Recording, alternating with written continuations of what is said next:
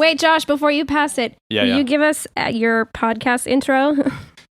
Yeah, totally. Please. My podcast intro? Yes. I know exactly what you're talking about. I need to hear it. You're just like so made for this. Please do it. Are you talking about, welcome everyone to another episode of What It's Like For You. I'm Josh the Lion, your host. We're getting chills. Thank you. That's really funny. Your NPR intro. Thank you. That's all I needed. The Enneagram is real. I'm a 3. What can I say? The big hormone Enneagram. Let me lay it on the line. I got a little freakiness inside. Let you know that the man has got to deal with it. Hi, I'm John Lukovich, sexual self-pres 4-5 link, 4-5-8 trifix. Hi, I'm David Gray, self-pres sexual 9-1, 9-7-4 trifix. What up? It's Emeka. I'm an 8-7, sexual self-pres with 8-5-4 fixes. Hi, I'm Nancy. I am a self-pres social 3, wing 4, with a 3-6-9 trifix. If you like our podcast, guys, make sure you go like and subscribe on the Apple Podcast app. And if you really like us, you should definitely leave us a review. All right, we're going live. All right. We are live now. Can someone check the group and see if it's in the group? It's happening. Yeah. All right. It's happening. All right. Emeka, are you comfortable? I am not comfortable, but we are making this work live from the bedroom in Brooklyn, New York. Brooklyn, New York, under this whatever this thing is, and Naked Greek wrestlers. the gymnasium here, Yeah. and Ballsack tussling. Ballsack tussling. We're we're doing a second live pod, and hopefully this is gonna work because the internet sucks here. Yes. And Emeka has been stressing up here for hours. Our heroic. Useless beast. Useless sexual beast, our useful useless beast, and so hello, and then we have a whole bunch of people here, so welcome everybody. And then David's barely here. David's half here. Yeah, I'll try to speak. Can you point the microphone to your mouth? Oh, Not hello. that close, please. Yes. So what are we doing? We're doing questions? Yeah, I guess. I mean, is there anything interesting y'all want to talk about? Anybody can grab the mic and Yeah, anybody can grab a mic. We're just chilling, but we have a bunch of questions people submitted, and I mean, we've all been doing stuff and burning out for the last couple days. So I don't know. Is there anything interesting, Enneagram related or this weekend related that anybody wants? First of all, how many people do we have in here? 1, 2, 3, 4, 5, 6, 7, 8, 9, 12. Plus us, it's like 16. There's 16 people in here. That's Wow. Yeah, this Sold out. all right. sold out show. Sold out stadium. It was like 10 last time. Totally. Yeah. Let me get you a fucking something to put your knees on. Yeah, actually, yeah. Thank you. I love you. Was that? Oh, that's for you.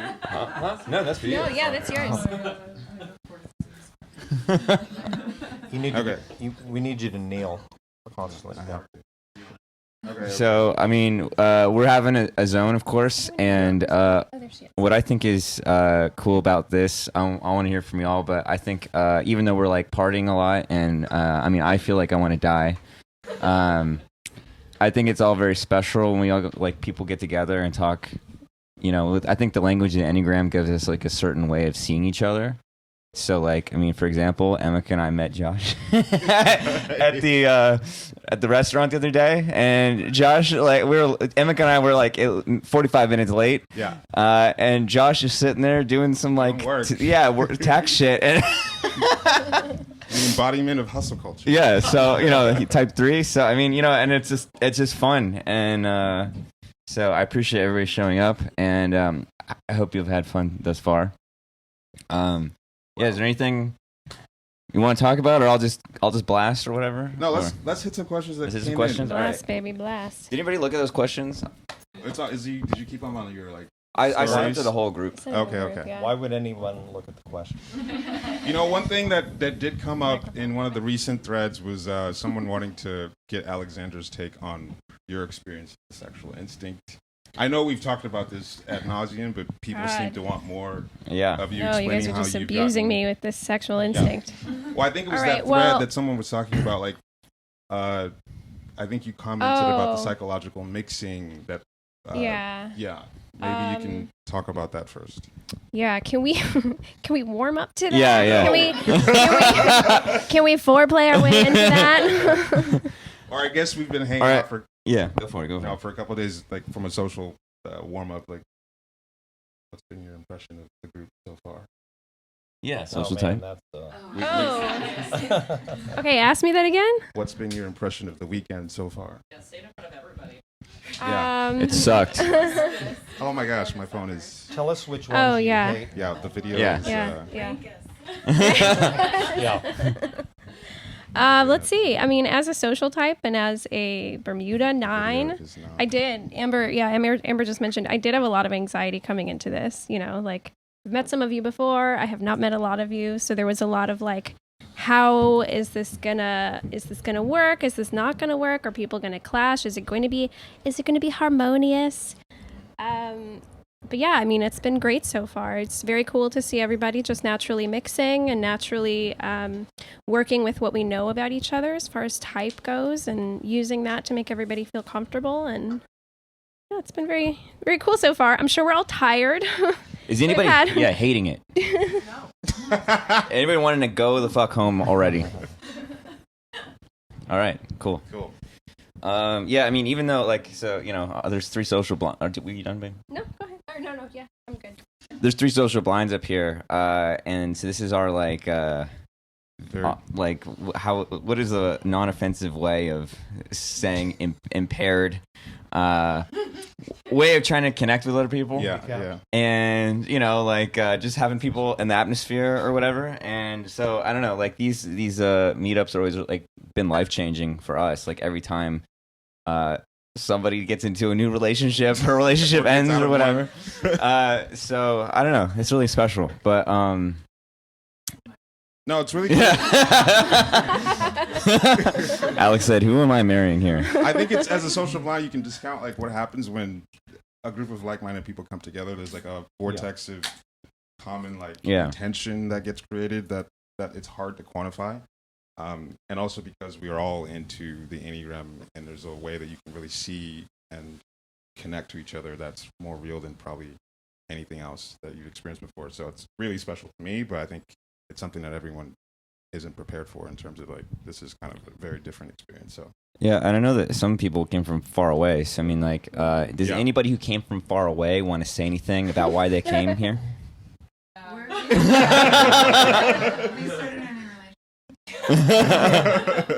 Does anyone who came all the way from Finland have anything to say? Give her the mic. She's also a 9, so She needs foreplay too. Warm up. Yeah, well, how many 9s are in here? Oh, yeah. 1, 2. 1, 2. Man. God, it is creamy in here. Yeah. That's a lot of 9. There's a lot of 6s too, right? How many 6s? This is an attachment gang. This is an attachment gang. Who are the hexads here? Amber, Crystal, and then Amika and John. That's it? That's it.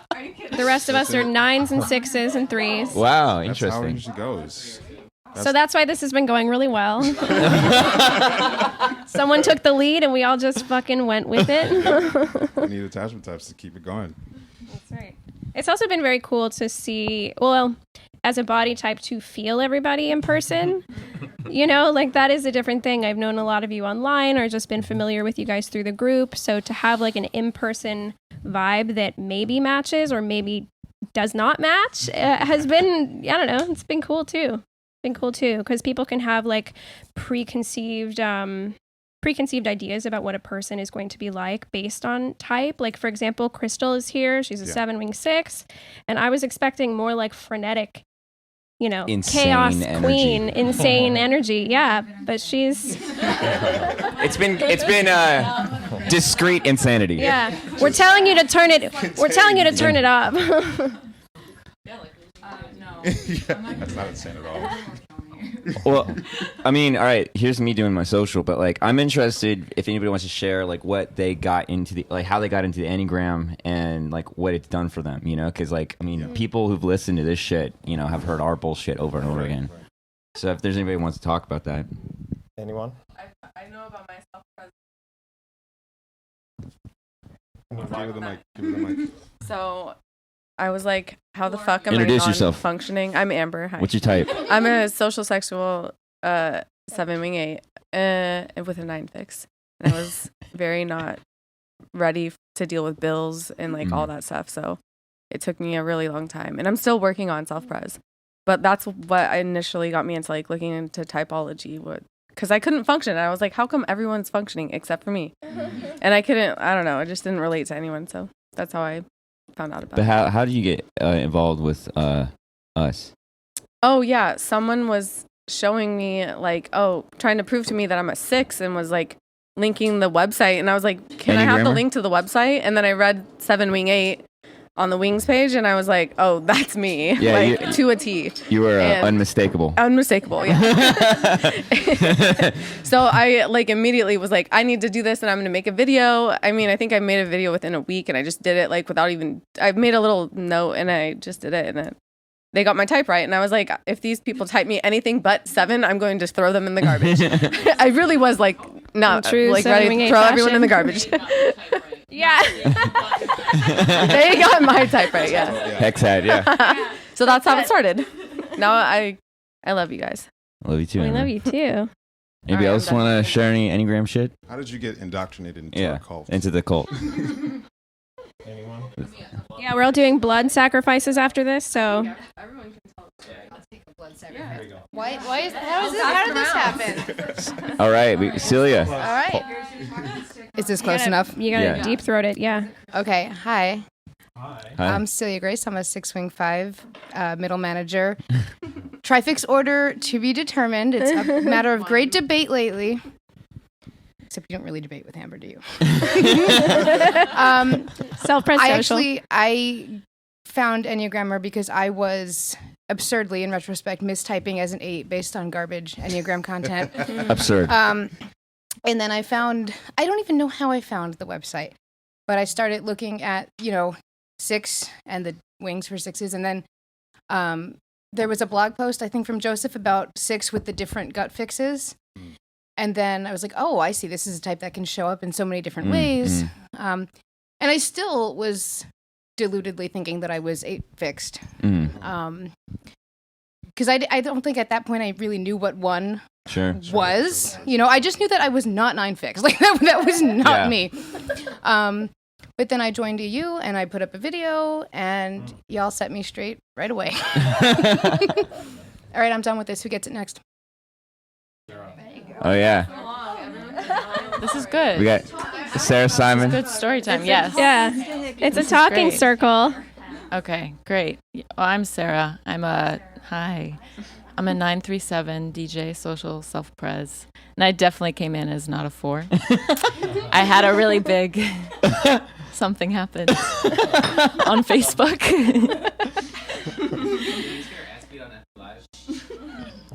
What? I didn't hear that anyway. Anyway, so I came to the Enneagram in general, like definitely through evangelical Christian literature. And that's not because I am like religious. It's just because it was the first thing that came up on Google and stuff like that. I was following this YouTuber and she like mentioned Enneagram, and I love collecting like different personality things, and nothing has quite stuck with me like MBTI. Now I'm getting into OPS and I'm really liking that. Yeah. But like in the past, like I was always really interested in personality stuff, but something about the Enneagram was different because it was a dynamic system. It wasn't like you're this box, blah, blah, blah. And then I was studying it for a year. I actually went to like this study group with like many 60 and 70-year-olds in Canada during the pandemic, and everything was virtual, and I was a 4. I was affirmed that I was a 4. I was like so clearly a 4, right? A social 4. And then, I probably came across Big Hormone Enneagram just through like searching Enneagram podcasts, because I was listening to Enneagram and Coffee. I didn't really like that one. And I was listening That's our favorite podcast. Yeah. We recommend it. I was also listening to Beatrice Chestnut. I was listening to Ian Cron. Another friend of the show. Crohn's disease. Ian Cron. It's like, oh, Ian Cron, yeah. And then I started listening to you guys and all the podcasts with BHG. I was like, yeah, I'm obviously a 4. Like I would selectively choose like 4. And I was like, I remember being so bothered by John because I was like, what? He thinks he's the only 4 in the universe. Like, and then, you know, and then I get really confident and I submit a video and I'm like, duh. And I get it back, and it's, first of all, I hated the screenshot you guys chose of me from my, I was like. I like to humiliate people. You chose a bad photo. I'm just kidding. Is he kidding? Yeah. And I was just like, and I saw 937. And one thing that made 9 hard was because of everything else I had read about 9. But also I thought my mom was a 9, and I perceive it. That's really hard, yeah. I am now in between what she actually is. But anyway, it was really hard. And so I had like a freak out on Facebook. And then I appreciate your yeah. We love freakouts. But I wanted to stay because I was really stubborn and proving everyone wrong. And, you know, I started to, like, I went away from the podcast for a couple of months. But then I felt like I missed being part of that group that I always listen to, because it really makes you feel like, you know, you're part of a group of friends or just like listening to you guys. I really liked all your inside jokes. And then I came back to it, and it was attachment to disconnect episodes that really helped me kind of like see stuff. Yeah. And then even more broke my heart was the sexual blind. I was like, what? You know, all the shit. But particularly, and this is the last because I've been rambling, but particularly like what I've learned from the social or the instinct stackings. I remember in one podcast episode, it was said really like succinctly something like, social is looking, self-pres is settling, and like sexual is like finding in a certain way. Like that's a shorthand for thinking of the instincts. And that made a lot of sense to me in terms of being social self-pres. That's a whole other thing. But like the sexual blind, I'm like uncovering what that means to me. So we can talk about it later, because I know that was a question Yeah. But anyway, that's it. Yeah. Thank you. Thank you for sharing. Who's next? In our Alcoholics Anonymous circle. Don't pull too hard on that. Okay. I'm the one who suggested the talking stick, by the way, and now I'm like, now you really gotta suffer social type. I don't like it. You can do it. I think she's in the shot. She's in the shot. Oh, right. Yeah. I'm Kristen. Barely. Oh, No, is now the camera? fine. No. Too much seeing. Too much seeing. The 9 is in the spotlight. I don't like it. Okay. My name is Kristen. Social self-pres 911-963. Whoop, whoop. Familiar. Kristen is known for the Trifix drawings. Oh, yeah. I'm The one artists that's- in the group. Which we had a meeting about earlier. We did. Revised version of Trifix booklet.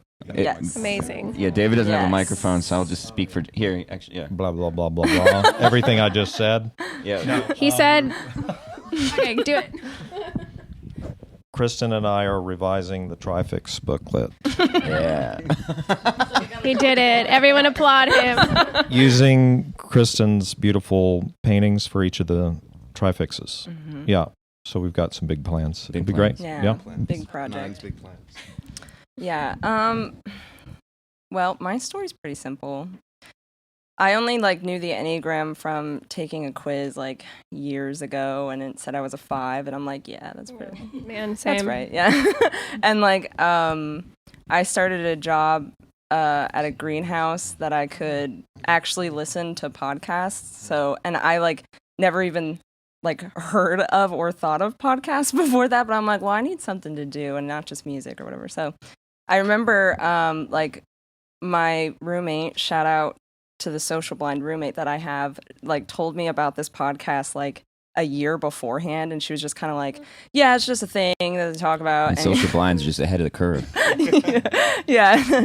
And then like when I actually listened to it, I was like, why the fuck did you not like press this on me immediately because I'm like, this is the greatest. Like everything is making sense, and but I still thought I was a 5, so I was listening to it in the attachment way of like, yeah, I definitely do all this. But then like I think maybe being social too, I was like, well, I cannot come into the group saying this because there was something in me that like knew exactly. And I was like, no, there's something wrong. So I, had the moment of realizing I was a 9 and then started to talk on the group once I'm like, I think I don't want to be roasted by everyone right away. Yeah, I mean, very, very. What did you expect that? That's very similar to my entry also. I was like sneaking in there, but doing just enough searching to not get called out. Right, I lurked. I lurked for a while, just like, okay, I'm getting the vibe of it. Yeah. And like now I'm really feeling it somewhere. Like I'm probably not a 5, but then like, what does that mean? And then I had the whole like, I could see myself in every type. So like, well, which one is it? Yeah. So then having to kind of like go back and like re-listen to things, I think, and like reconsider how everything applied. I think it really hit me hard, and I made like a lot of super big life changes. So cool. Yeah. Like what? Right. Yeah. So like what? Super big life changes that. Well, I ended my relationship. Hell yeah! Yeah! Yes! Breakup city. Breakup city. Breakup city. Yeah. Destroying relationships and marriages since 2020. Oh, really? Okay. Right. Who has just a quick thing? Who has started or ended a relationship amidst this group? Okay. We got 1, 2, awesome. 3, 4, 5, 6, 7, 8, and then Amber too. All right, so we're all suffering. That's good. Yeah. So there's that. But that also caused then like I moved, bought a house. Oh, nice. Wow. Yeah. And Bought a house is not a typical big hormone reaction. All right. Right. But we'll take credit anyway. Yeah, next zone can come to my house. All right. Nice. Okay. In Lancaster, Pennsylvania. Lancaster, Pennsylvania. It's gonna be lit. What? Yeah, it's not too far. Yeah, and the train's pretty like quick too getting there. But anyway, Amazing. I'm trying to think what else. And yeah, like I think it's like definitely improved my relationships with friends and people and like just how I see things, and actually is like one of like I've been doing art for a while, but I was like, oh yeah, I'm gonna do these little doodles and just like see what people think, and like actually putting it on and everyone being like, oh my god, these are amazing. I'm like, wow, I'm doing something. Like that was pretty cool. So oh god, don't put me on the spot. Dream interpretation. Right. I'm also I think becoming a lot closer to people here by interpreting everyone's dreams. Making them cry and suffer. Cool. Yeah.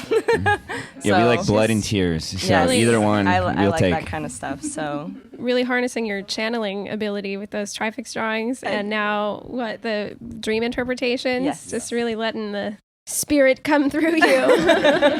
Yeah, but it's awesome, and so I think that's it. Cool. Anybody else want to it. jump on? Are you like this passing situation or? So don't pull on the cord too much. Yeah, be gentle. All right. No. Hi, I'm Gray, and I'm an alcohol. No, I'm a social self-pres 3 wing 4 368.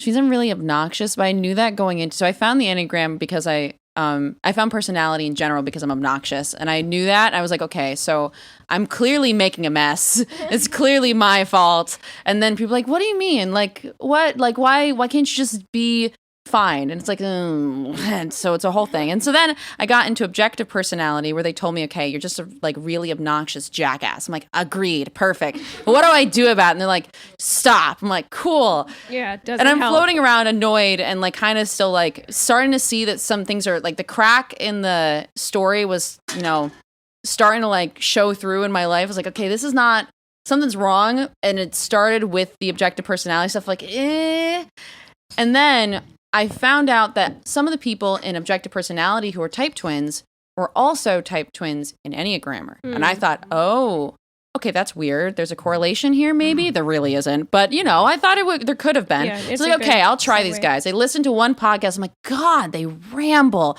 Got really annoyed. And it took me hey, listen.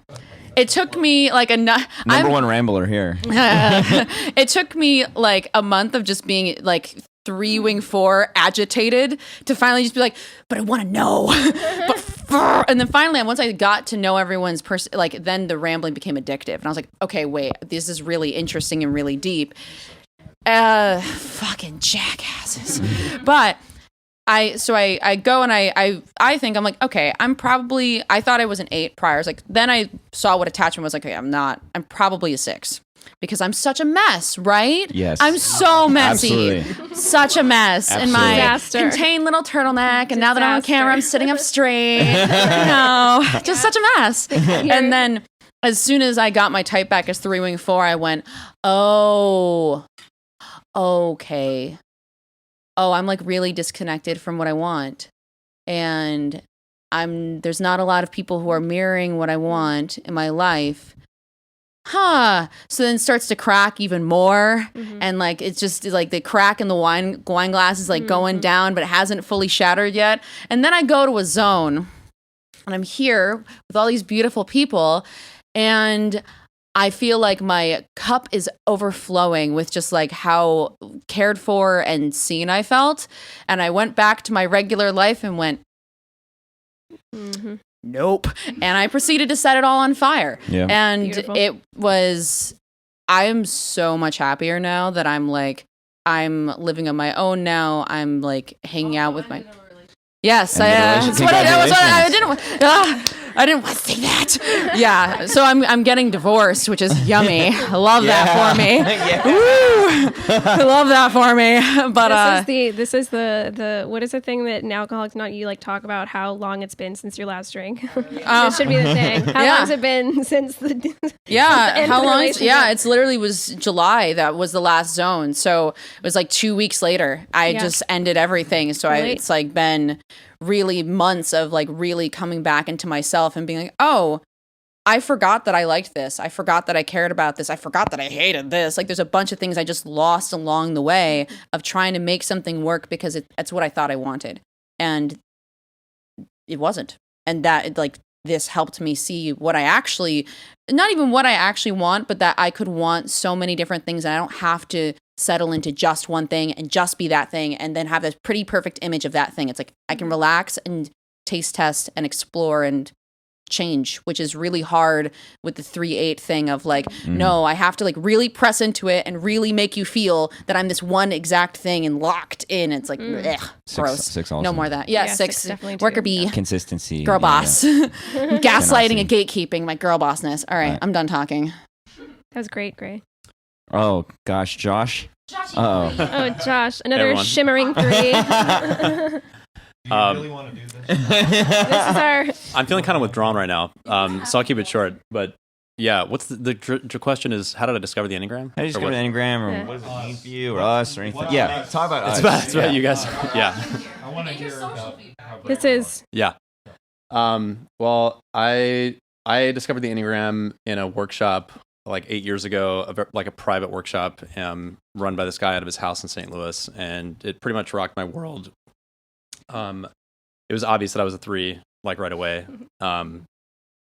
And yeah, I basically, took as many trainings as I could in a 3-ish way, and was pretty obsessed with it, and was just kind of drinking all the Kool-Aid from all the different schools and stuff like that. And then at a certain point, realized that I felt like there were certain inconsistencies in the ways that people were describing the Enneagram. And when I discovered, actually, John, when you and I connected, and then I started taking classes from you and Julie, that was kind of like the first sort of more like fringe Enneagram thing that I did. Fringe Enneagram. There was like, I would go to classes, there would be like 2 or 3 people in that small room. Josh, you're embarrassing me. There's like 20 people there. I'm just kidding. No, but that stuff was great. No, there was like it was like 2 or 3 people. Yeah, but it was great. And it was like prior to you publishing your book, you were like working on your instinct stuff. But I think that it just started an orientation to like unpacking more like what was behind the Enneagram, or like burrowing even further through it. And yeah, I just really appreciated your guys' podcast for taking that to a lot of different levels and opening up kind of more of that curiosity in me. So thanks, brother. Yeah. Wait. Yeah. Before you pass it. Wait, Josh, before you pass it. Yeah, will yeah. you give us your podcast intro? Yeah, totally. Please. My podcast intro? Yes. I know exactly what you're talking about. I need to hear it. You're just like so made for this. Please do it. Are you talking about, welcome everyone to another episode of What It's Like For You. I'm Josh the Lion, your host. We're getting chills. Thank you. That's really funny. Your NPR intro. Thank you. That's all I needed. The Enneagram is real. I'm a 3. What can I say? Yeah. Okay. I'm Michaela. I'm 3 wing 4, 9 wing 1, 7 wing 6 DJ. Anyway, social self-pres. I'm also, my voice doesn't always sound like this. I'm recovering from a cold. It's usually deeper. So I'm going to be short too, because it does kind of hurt to talk. I discovered the Enneagram. I took like a test a couple years ago, and it was like probably a 3. Followed some like Instagram accounts about it. I've always kind of been into typology, like most social 3s are, and I was exposed a lot to the like Christian whitewashed version of it, and it was like not really my thing. I like followed it loosely for entertainment, and then so I found Big Hormone through their Instagram.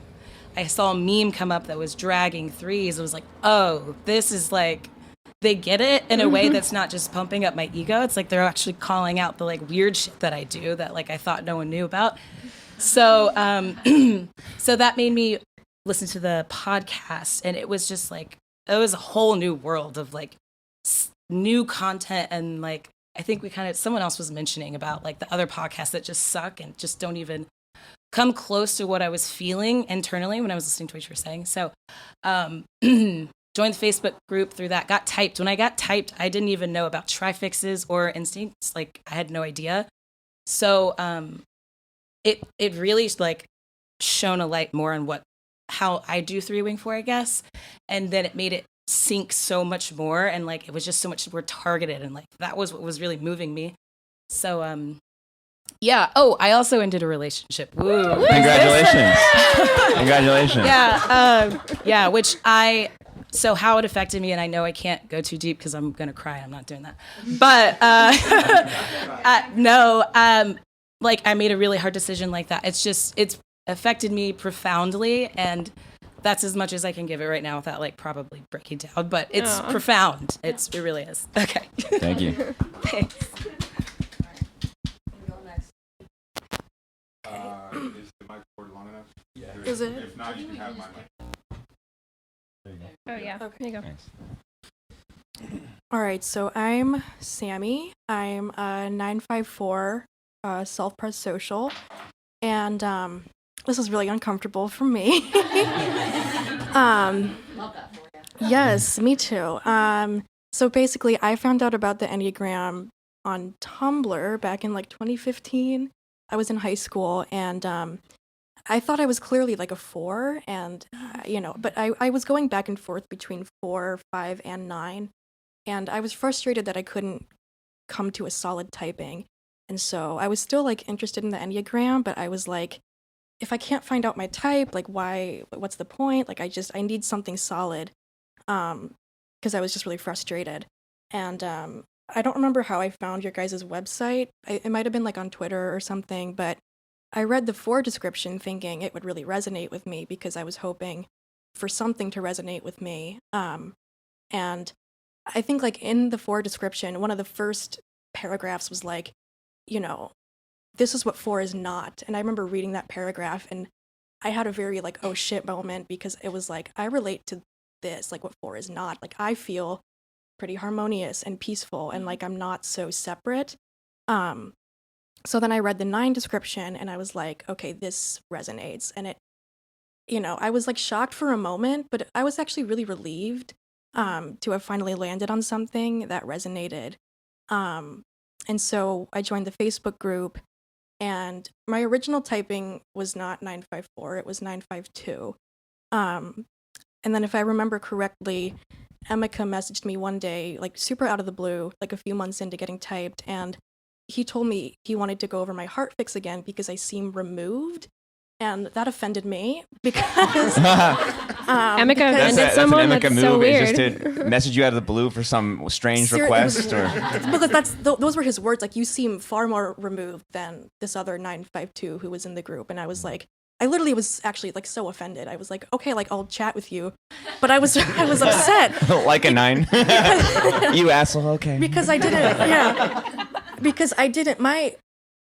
At the time, I was really insecure about being too withdrawn, too introverted. And so having a 2 fix was like, I'm not as introverted as I think. I have this like sweetness to me, And so then to think I might have a 4 fix, that was like, I don't want that. I don't want to be withdrawn. I don't want to seem, isolated. But once we landed on that, it really solidified things for me. Like, to have that moment of like, not being happy with my typing and making it real. Welcome to hell. Because I wasn't unhappy about being a 9, but I was really unhappy about having a 4 fix. And I feel like most people want, like, not want to be a 4, but they think they're a 4. They try to fight for having a 4 fix, and I never understood that. Like, I'd never, it's not good. It's not bad. Like, I'm neutral about it, but I was just really like insecure about it. But it really solidified things for me, and being here is, really me stepping out of my comfort zone, and I'm happy to be here. So. We're happy you're here. We're happy you're here. Let's see. Yeah, Dallas, and I'm like super new to the Enneagrammer, but not like as new of to yesterday. Not new to the Enneagram though. That was actually my first typology. I got it 16, so that was 15 years ago. And I've not been typed in the Enneagrammer, but most of my knowledge has been through character and neurosis. And my self-type on that, as far as I'm willing to go for that, is 9-wing-1's social self-pres. I think that's pretty fucking dead on. Just my Impressive first impression. That you landed on probably your correct typing on the first try. Yeah. So I went through the book like all the way through and read through them all, and just because I saw a lot of people around me. I mean, everyone wants to be 4. And I saw everyone. I'm like, the only type in this book that genuinely made me sad was the 9. Yeah. God. Yeah. So so that's my first typology. And just kind of been tentatively coming into Enneagram. Just want to not be too presumptuous with it. Get it right first time. Respect. These 9s, man. Respect. Hi. I'm Crystal, and I'm a 7-wing-6, 714. I found the Enneagrammer. I found about the Enneagram like randomly on an accidental ASMR video, and then I just I was reading. I took a test and I came out a 4, and then I found the Enneagrammer website, and I went on there and I was like, no, I'm not a 4. I'm probably a 9. I thought I was a 9 for like a really long time, and I guess I just didn't really know like. When I got typed as a 7 and like triple frustration, it kind of made me realize like that's I think I thought I was a 9 because like when I'm like, oh, 9s don't get their way. Like everybody walks all over 9s. I never get my way. But really what it is like, I mean, you guys have seen it in action, I think a couple of times. Like when I don't get my way, I'm just kind of a big baby diaper bitch about it. And I get very frustrated, and I'm like, no, and like, I had a moment last night where I think somebody called me like the stripper Jordan Peterson. Wow. That's... Yeah. Make a I think it was Amber. Was that Amber? Yeah, I think it was Amber. Anyway, nice, Sammy. It's her. Right, and then I know. I gave credit to Amber for it. I'm sorry. But yeah, no, I don't know. I did that. I thought it was cool that you guys could figure out just a typing based on like affect alone, and the behavior patterns are so clear and so persistent and so on the surface for everybody that it's like you really can do that. Like you type me in a 5-minute, 7-minute video. So it's funny that people make these like 45-minute videos even though you tell them not to. I'm not watching those, guys. Like nobody's watching that. Yeah. We don't finish it, so just shut up. But unless, well, yeah. Nobody's no. had enough to talk for 45 minutes. Oh, and I when people write a paragraph, I zone out after like 4 words in. But anyway, I thought that was interesting. And a big thing for me too is like having a trifix that's kind of not that common. Like just watching videos of people like Jordan Peterson, like Prince, like other people. It's like you can see that look on their face and like how much it matched mine, and that was a big deal for me too. So it kind of validated the whole thing for me. But I'm having a really good time on this trip. I found a lot of different 9s to drag around, like, and I dragged Kristen around for a minute. I have this weird like flatline 9 who just like tells me like I'm like, give me one of your beers, and she's like, I can't give you one, and it's amazing. Like that's really refreshing. But yeah, I've just enjoyed meeting all of you very, very much, and I'm so glad I came. Like you're all awesome. Thanks for being here. You too. Yeah. We did it. Okay, hello everyone. My name is Kaisa. That's like the camera is like really close, but Bring the mic closer to your face. Okay. My type is 9-wing-8, 9-3-5, sexual social. And what really got me into the Enneagram was that I have been, for my whole life, searching for something that would give me answers to why am I like so... Because with my stacking, like I'm the only one with the stacking. I have met maybe 1 or 2 people who have that. But like you can imagine just like if you were the only one with your stacking and everyone else was doing your blind spot and you have no idea what's going on. And you are just desperately trying to figure it out. And eventually you will go in a really bad state. Like, because you're just not compatible with the environment. So I've been into the psychology thing and everything for so long. But then I finally got into the Enneagram thing after a while.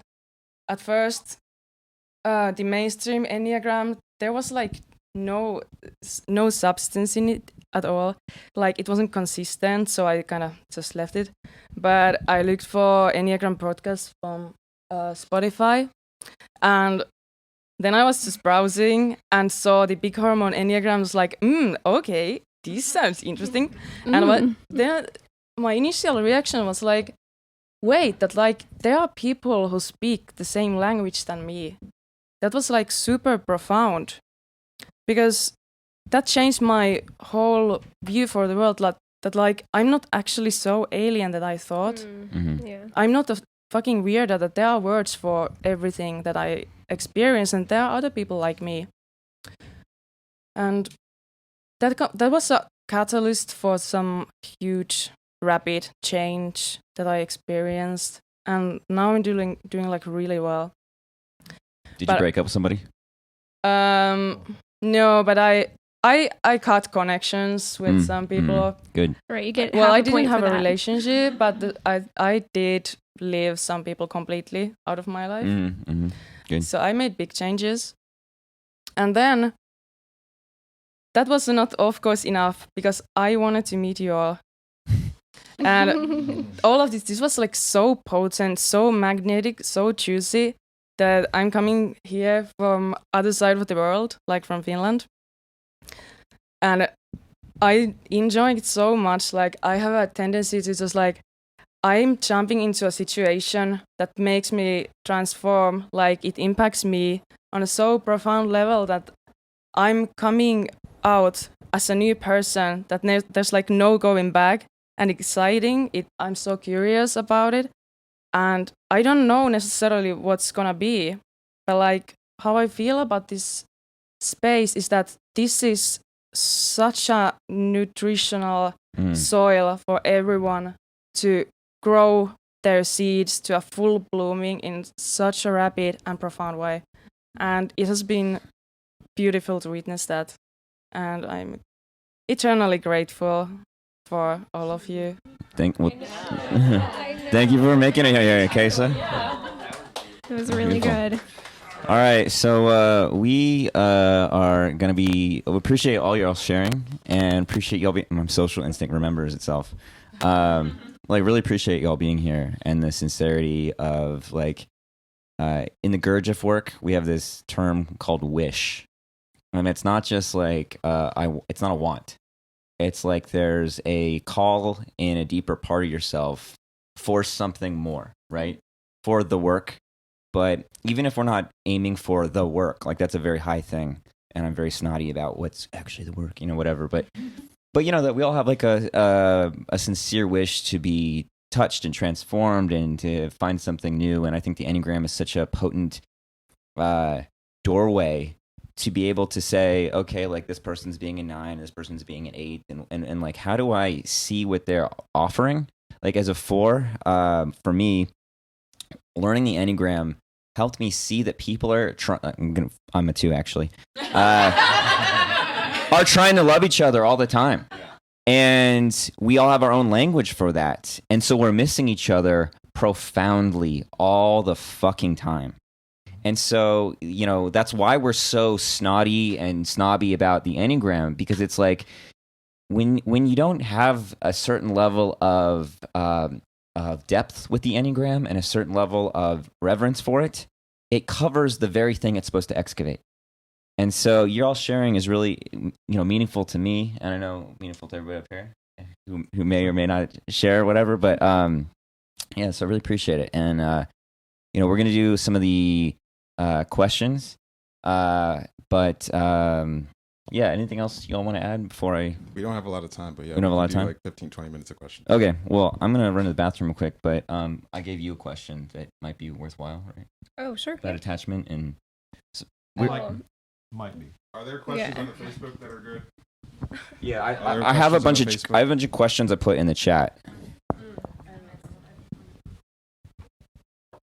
So we just go. Okay. Sorry. Are you good? Well.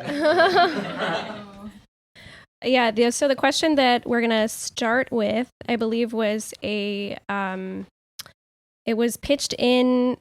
Now I'm blanking because there's a fucking camera in my face. Anyway, the first question is how to get attachment types to stop caring, or how do we, how as attachment types do you learn to stop caring? And it's not care. What? It's not caring as in. It's not caring as in stop being sensitive or stop being a genuinely caring person, but I mean caring about things that. How do you say it? Or something like that, or it's more just basically how do you stop attaching to things that you're not? Yes. Okay. Yeah. Yes. How do you cut off the obligation to the attachment dance? So that is kind of a multifaceted question, and I'm not even sure that I have an answer right away. But from my experience so far, one of the ways to stop caring, first of all, is you never stop caring. It just doesn't happen. So it becomes instead having to have an okayness with the fact that you care, and you just won't get those sort of gold stars, that you're asking for. Do we know what I'm talking about here? Yes. Yeah. If someone wants me to be blue and I don't want to be blue, I'm still going to be affected by the fact that someone wants me to be blue and I'm not blue. So. Yeah. I don't know that there's a real hack to stop caring, but it's just, I would say, just develop a sense of acceptance that it's just not something that's going to go away. Do you guys know what I'm saying? Yeah. Do you guys have any feedback on it yourselves, or any kind of hacks that you guys have had? I mean, I don't think I have anything necessarily to add, but it's more of a caveat that I know, at least, and maybe it's 6 because of the reactivity, but there's often a tendency to think that you're stepping back from the dance, and what you're actually doing is negative attachment, and you're starting to push against and be resentful that the person wants you to be blue, and then you're proud of yourself that you're resentful that the person wants you to be blue, and you're still spending all of this energy on the attachment. Get the mic close to your mouth. Oh, I'm sorry. Am I being too quiet? I don't think anybody's ever accused me of that before in my... Closer. No, that's good. No, that's good. Okay. Yeah, Anyway, you got that's it. all I had. Yeah, you got it. You got it. Who's next? Yeah, does anyone else have anything? Courtney said something on the pod. I think it was the Bermuda zone. About like a practice that she had talked about, like for attachment types, or maybe for 6 and grounding in herself. Yeah, I don't know if she really fleshed that out, but I thought that was something that should be like an episode, maybe, to talk about like. I think that was. Yeah. Sorry. But like, I think it was something about when you feel that initial spark that is prompting you to attach or reject or do whatever it is that you're doing, but to sense into that moment that you start to get ready to enact that dynamic and then take it from there and not just blindly kind of push forward into whatever it is that your default mechanism is. Yeah. Beautiful. Sorry to interrupt. So we've got a surprise here today. We have Nigerian prince. It is the birthday of a certain Nigerian prince. That we're planning this rejection type thing, like we all forgot his fucking birthday, but We're playing this rejection type thing. Sing happy birthday. Amazing. Ready? All right. 1, 2, 3. Happy birthday to you. Happy birthday to you. Happy birthday, dear Emeka. Happy birthday to you. Also, I want you to see what it says. Luckily, that was not recorded because the internet went out. No, wait a minute. Read your cake. Yeah, read what it says if you can read it. On the cake? Oh, to our Nigerian prince. Thank you. To our Nigerian prince. Thank you very Happy much. fucking Love you birthday. I'll blow out the candles now. I haven't done this in so long. Are they trick candles? Make a wish. No, we couldn't get trick candles in time. You're not supposed All to right, tell them. 1, 2. Love you guys. Thank you. We got our Scorpio I have King not really here. celebrated a birthday since like 29 because I was like, fuck this. Fuck everybody. Sorry, the dark 2 got you.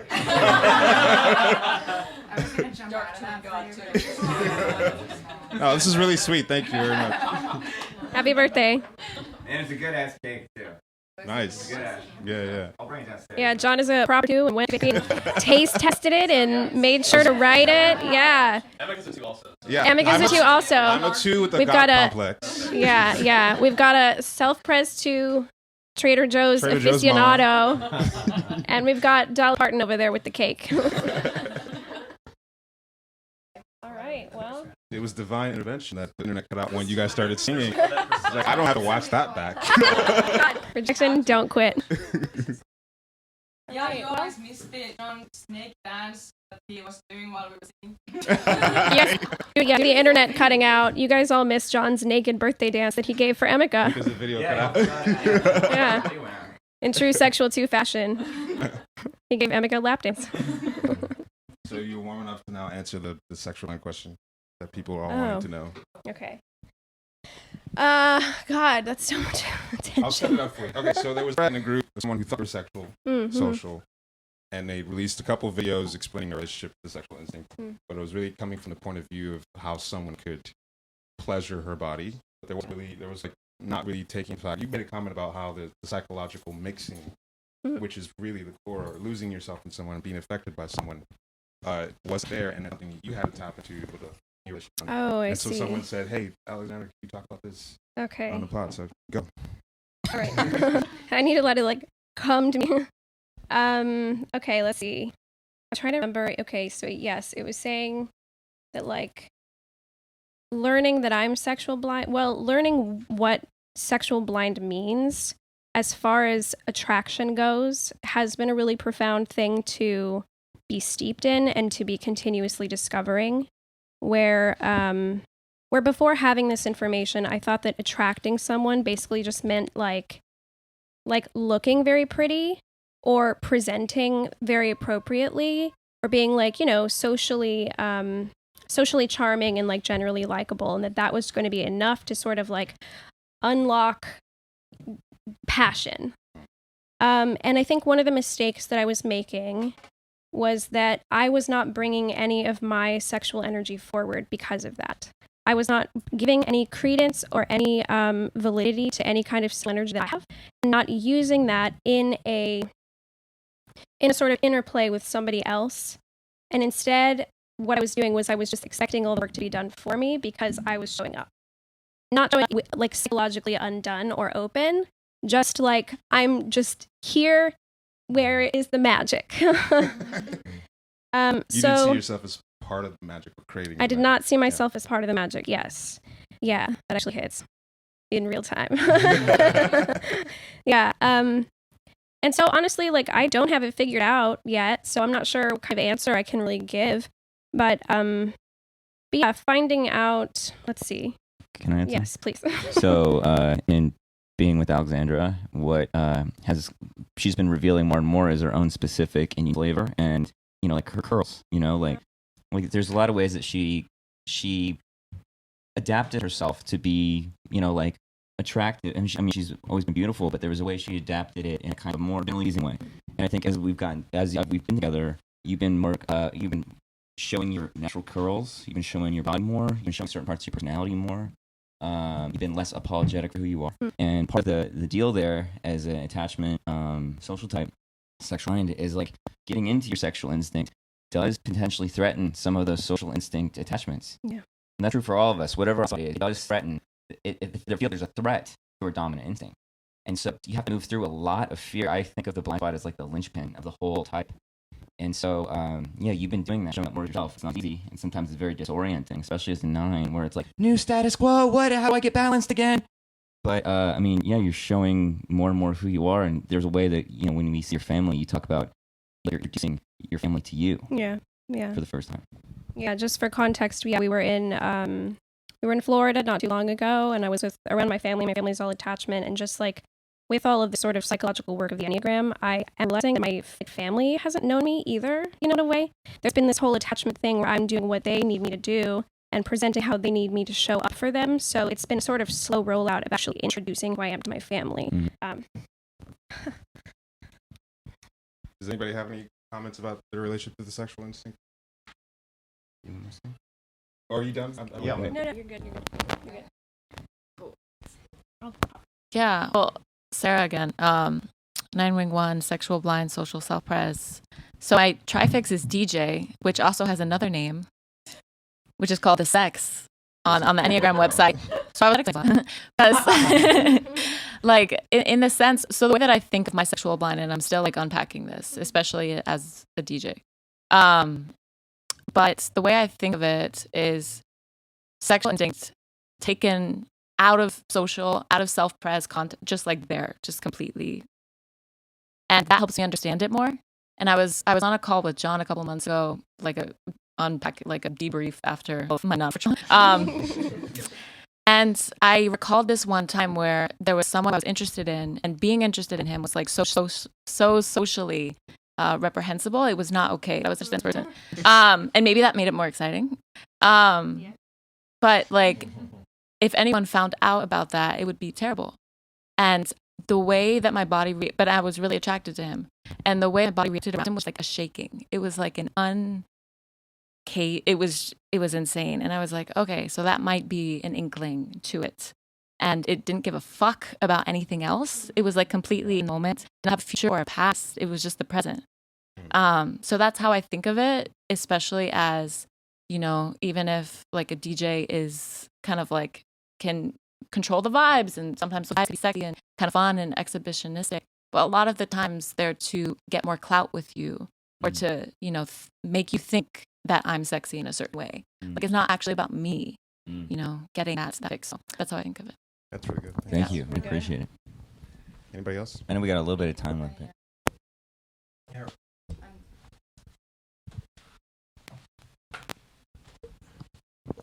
For all the sexual blind, I have a helpful metaphor to think of it. Like, sexual blinds typically associate sexuality to this kind of culturally established norms. There's like someone is perceiving you, and there's one way to be correct in a way, but that's not true. But like, there are so many different flavors of beautiful. Like, for example, if you compare flowers and Christmas lights, they are both fucking beautiful in their own ways, and they are not taking away each other's beauty, you know. You have to, like, trust yourself to bring out your own flavor, and you don't have to, like, understand it. You can just trust that it is there, even though you're not seeing it, and it's attractive. And once you put it out there, the right people will find your way. The right people will find their way for you, I think. And it's been, like, beautiful to see, like, I'm not good. I don't know where I'm heading, but with Alexandra, it's just not that she's doing sexual. It's also that she's maybe trusting more in parts of her personality and the attractiveness, and it's not necessarily about being attractive to everyone, but just to bring it up there that the right people can grab onto it. And for Alexandra, you are so bravely as a withdrawn type. Like, it seems that you have gained some trust into your own ability to have a flavor, you know, and it's clearly like saying from you. I feel like you're welcome. Yeah. It's beautiful nine poetry. It's interesting to bring that up because one of the things that I randomly messaged Alexandra that day, be like, oh my god, I'm so glad we're friends, but like, and like you're like an actual 3-dimensional person. But I bring this up because the thing that's interesting about it is I really do feel like online spot is supposed to enhance our lead, and like it brings everything in together. And like something I like about this is that it does feel like all 3 instincts are here, but also it's like I've found, as I'm leading into getting way more honest and real with my friends, my friendships are deepening. So like I feel like my connections are way improving now that I'm like, just like, okay, so I'm a Kyle. That's a fucking messy, drinks Mountain Dew all the time. I'm like, I fucking like it. Okay, it's whatever. Yeah. And just like, I love it. Deal. Like my friends are like, okay, but we don't like it. It's like, good. Fine, I'll go drink it by myself. And then people who do, it's like, great, awesome. Now I have my Mountain Dew buddies, you know, finding find some drywall together. Yeah. Oh, I put holes in things. It feels so much more real. Yeah. Triple real, baby. Like it feels so much more real, like visceral. Like it's important to make sure that you're actually putting that flavor out there, and it's like very. Like, how else would we all find each other without it? And this is way better social than you could ever get with a sexual instinct. Way better. There's another Gurdjieffian concept is magnetic center, which is this idea that you build you have like a little kernel of something real, and that attracts like. And so, the thing about sexual blinds is that they are giving off their sexual flavor, but often through different kind of masks or layers or whatever. And sometimes it's like, it's like you can feel that it's coming out, but they're not allowing it to just beat on. And so, as you're saying, it's like we're all, like, even as social blinds, we're all manipulating our stacking in a certain way that is coming across as artificial to everybody. Yeah.